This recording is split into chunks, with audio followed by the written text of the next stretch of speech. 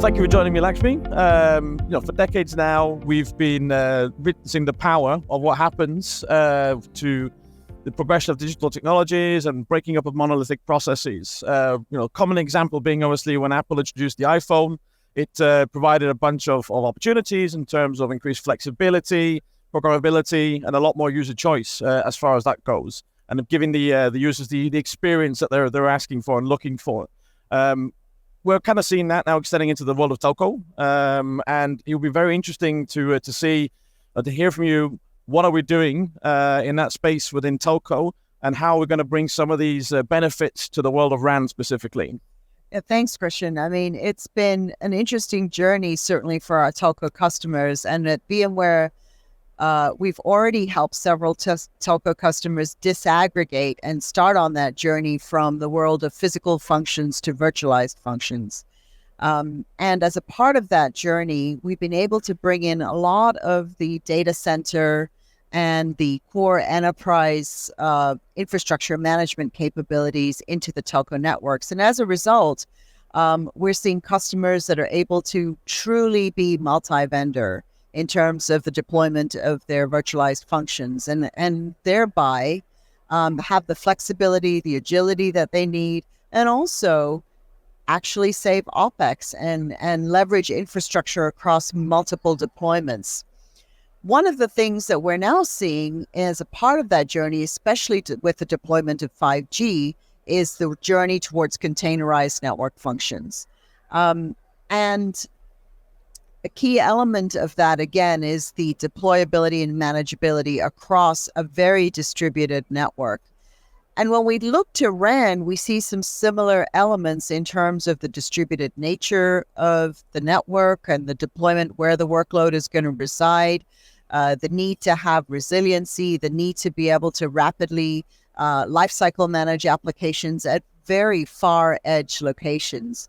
And all of the learnings that we've had from our decades in the core infrastructure, I think, are going to really be a game changer in the RAN as well. And so I personally am really excited to see how we can work with the industry to help them transform and really deploy these best of breed practices that we have developed for the core and from enterprise into the RAN. And I think it's going to yield tremendous benefits for our customers. Christian, as we've been talking about the RAN and we think about the evolution of the radio access network, it's really about making it more intelligent. And so how are we helping our customers bring this intelligence into the customer network, especially with the radio access network? No, absolutely. And you're completely right that that really is the key to driving success, is around understanding your network and having that ability to make it more programmable, essentially. And in that particular area, we're kind of working on two different approaches. One, which is the RIC, so the RAN Intelligence Controller, which we're already using at some of our customers. And it's giving them, some tangible benefits in terms of the ability to do power savings. We can turn off, specific masks or down power them, for instance. Lots of different options as far as that goes. And we're also working within the area of SMO, so service management and orchestration, where we're really trying to open up the network so we can get that data out. And, given the large, long history and experience that we have within, the fault management domains that we've known from the core infrastructure, we're bringing that with additional layers of intelligence based around, AI models as well, to help to bring predictive analysis towards your network. So we're not just looking at how the infrastructure is running. We're trying to understand and provide performance improvements to the customer experience. So, those particular areas are really, ones that we're seeing a lot of growth in, that VMware was investing very heavily in, and obviously you're working very closely in this particular area as well. And it's definitely an area where we're seeing customers, showing great traction and incredible interest, because they know it's going to be a great way to actually start to harness their networks in a much better fashion, but also as a cost-saving exercise, not just in terms of power, but in terms of overall efficiency of their networks. So actually, one of the significant ways this intelligence is going to improve operations for our customers is in simplifying the RAN and in simplifying that infrastructure as well. Could you talk a little bit around how VMware is helping to simplify day two operations for the RAN? Thanks, Christian. In our conversations with customers, the key challenge that they identify is around the complexity of deploying and managing applications along a large distributed estate of infrastructure, especially, the RAN cell sites, which are far away, and the operational complexity around the ongoing management of the applications and the sites themselves.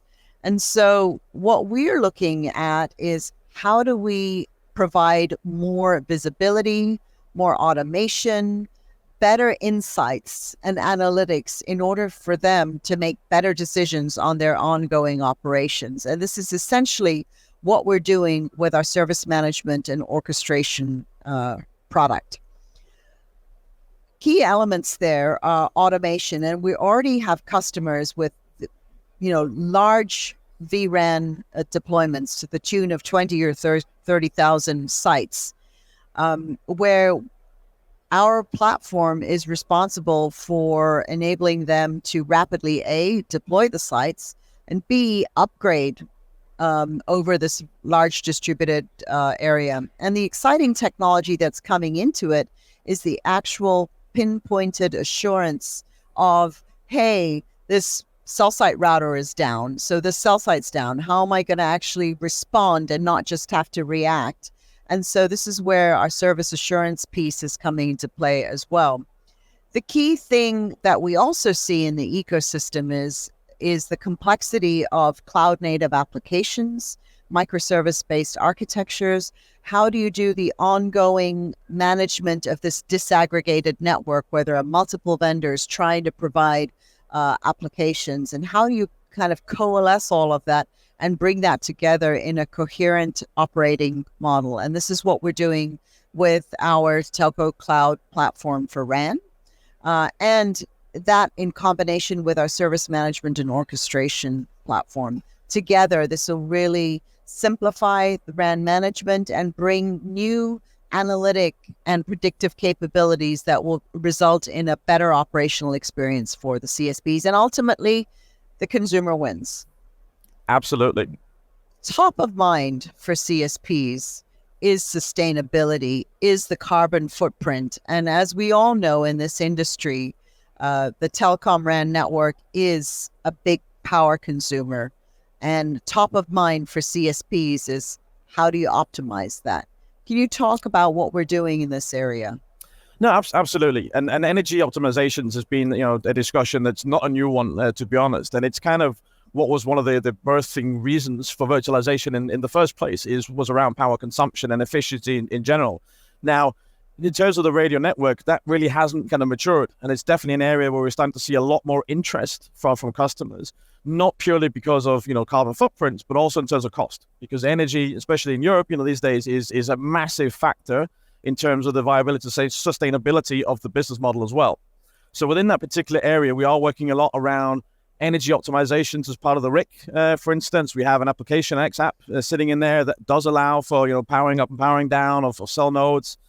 We can run applications much more efficiently on our platform as well, which also gives, power savings as far as that goes. But it's not just around, that power saving perspective. It's also around opening up the environment so that I understand what my environment is going to be doing before it's actually happening. So to your point, around being, predictive, we want to be, move away from being reactive and want to understand what is the impact going to be so we can prepare the network. And from that way, we can more efficiently right-size it, which is going to drive these power savings to a large extent.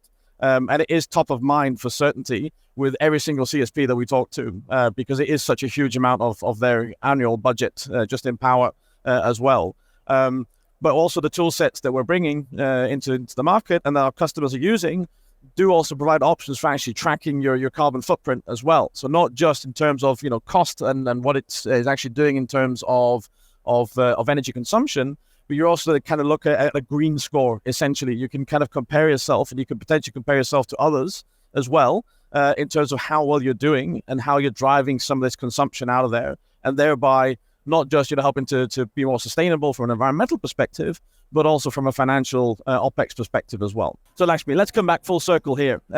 What does all of this mean regarding the user experience? We've talked a lot about it, but what do we think is the most important piece to take away from this?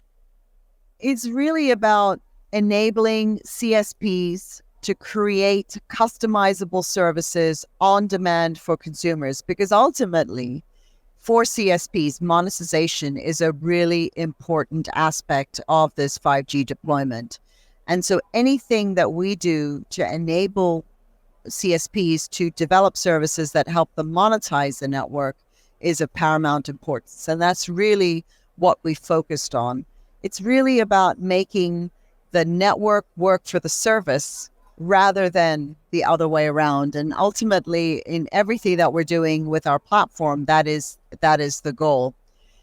We also want to make sure that consumers have the best experience on the network, and therefore things that we're doing in the platform with assurance and quality of service capabilities are going to be a real essential part of the CSPs delivering the best service that they can to their customers.